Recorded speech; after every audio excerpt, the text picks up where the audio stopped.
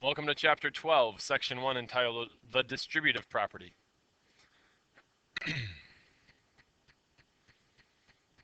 Alright, to begin with, the distributive property combines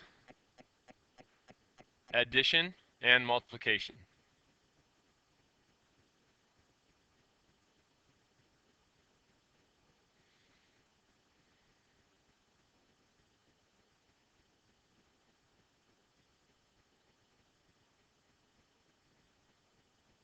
To compute multiplication involving parentheses.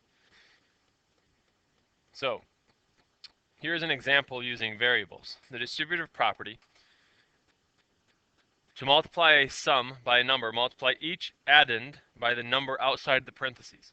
So these are the addends, and so you take the number outside the parentheses and multiply it by everything inside the parentheses.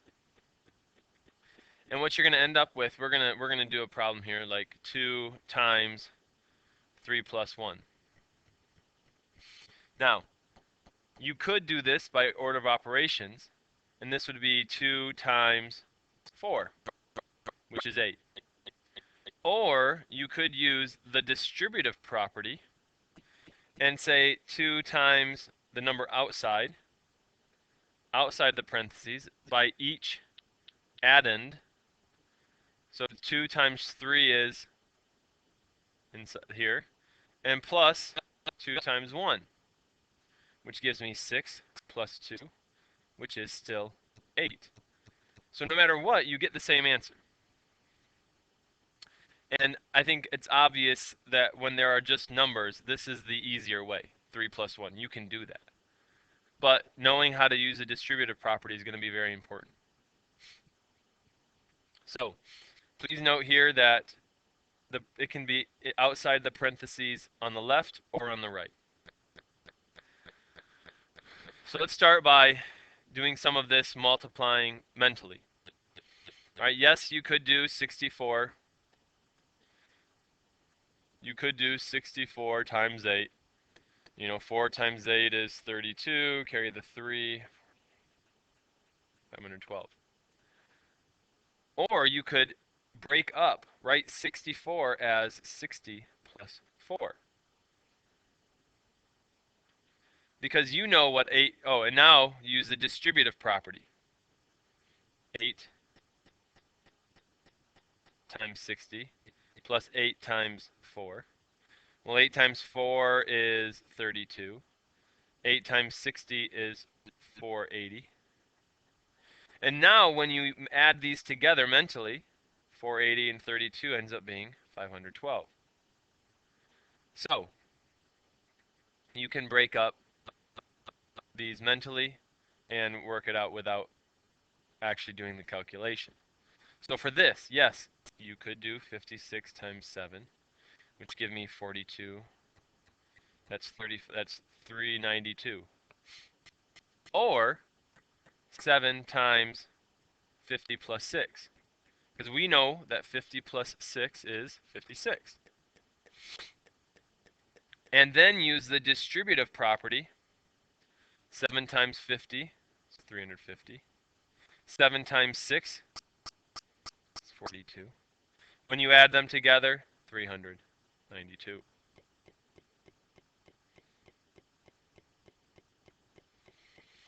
All right. There are two methods for solving. You can multiply and then add, or you can add and then multiply. Depends on what it's asking you to do. For this story problem, it says that you have 2 cups of sugar for cookies, 3 cups of sugar for cupcakes, and you want to make 5 batches of each. So 5 batches times 2 cups of sugar plus 5 batches times 3 cups of sugar. That would give me 10 plus 15, or 25. We multiplied and then we added. This is the same story problem with the same information, except now it's saying let's forget about the fact that we're doing cookies and cupcakes. Each batch you use 2 and 3. So we're going to add first to make this 5 times 5. 2 plus 3 is 5, which when you multiply is 25. So all together, making cookies and cupcakes, you need 25 cups of sugar. All right, here we go. Check your progress. $2 and $4, and you want 3 packages each. So method 1 would say 3 packages times $2 for the pencil, plus 3 packages times $4 for the pens. 3 times 2 is 6, plus 12 is 18. Method 2 says to do the addition first. So now you're buying 3 packages, but we're buying them of $2 and $4 worth of each type.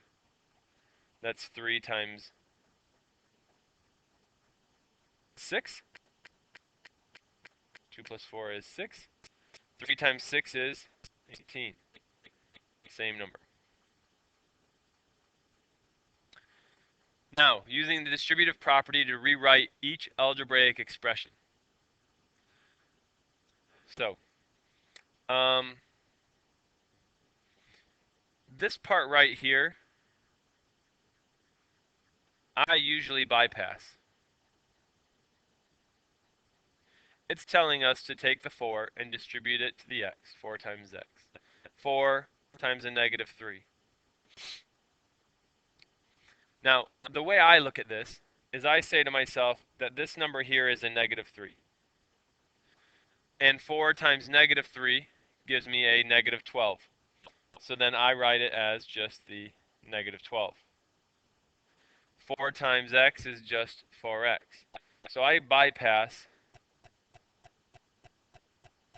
this part right here and just look at it as 4 times negative 3 is negative 12.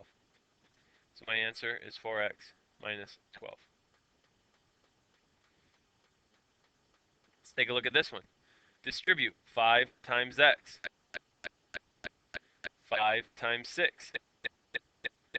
That's 5x plus 30.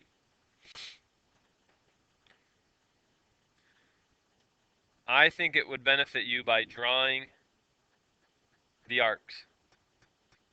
If you draw those arcs, I think you'll be better at remembering some of this information.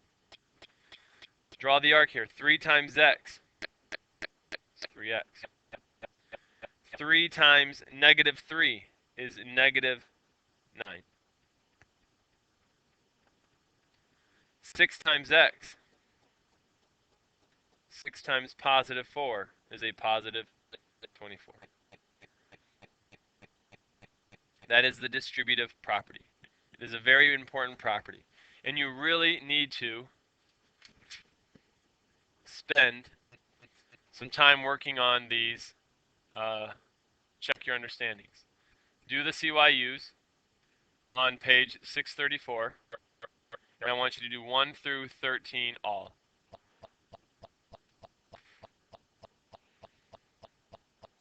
And then in class, we'll work on some of this material right here. All right, good luck.